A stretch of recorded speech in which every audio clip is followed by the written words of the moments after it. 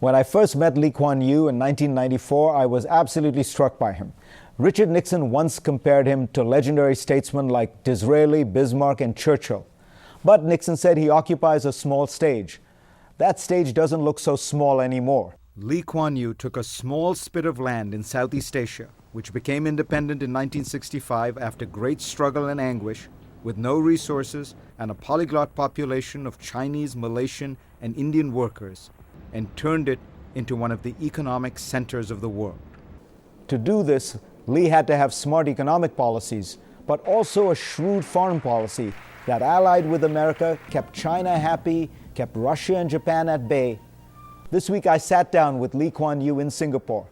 His son now serves as Prime Minister, but Lee Kuan Yew is called Minister Mentor, and he is still indisputably the father of Singapore. I was struck by the depth of his understanding of the world, China, Russia, and the United States, all at age 85. Listen to this. You have achieved remarkable success for Singapore in your lifetime. You've seen it go from a tiny, poor, backward third world country to one of the richest countries in the world. But lots of people feel that you have exercised too tight a control, that you should have opened things up more, that it has been too domineering and coercive a state. What do you say to that? I say, ask my people, they are given the vote, it's secret. Nobody has ever alleged any chicanery, no bribery, no coercion, no nothing. We have never won less than 62/3 of the vote. But it's difficult for opposition parties to form. It is not the business of the government to enable the opposition party to overturn us, right? You expect the Republicans to help the Democrats to overturn them? No, but leave aside even just the issue of political competition. I just mean you have laws, for example, that allow random testing of people for drugs. You have the famous ban against chewing gum, which used to exercise people's imaginations. Do you feel that you should have let up a little bit? No, not at all. Because of that, we are now a safe, secure, fun city.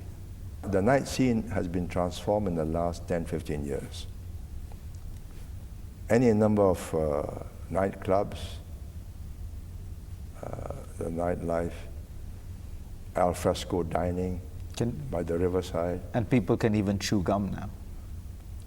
You need to have a medical certificate to buy gum for those who want to give up smoking and got to chew some nicotine. What is it I'm trying to do? I'm trying to create, in a third world situation, a first world oasis. I'm not following any prescription given me by any theoretician on democracy or whatever. I work from first principles. What will get me there? Social peace and stability within the country. No fight between the races, between religions, whatever. Fair shares for all. Everybody is a homeowner. I want investments. I've got nothing except skilled manpower, infrastructure. I build up the infrastructure. I educate the people. We have the best educated workforce anywhere in Asia. And I would say within another 10 years, anywhere in the world. They're all educated in English, which is our working language, and they keep their mother tongue, whether it's Chinese, Malay, or Tamil, Urdu, whatever.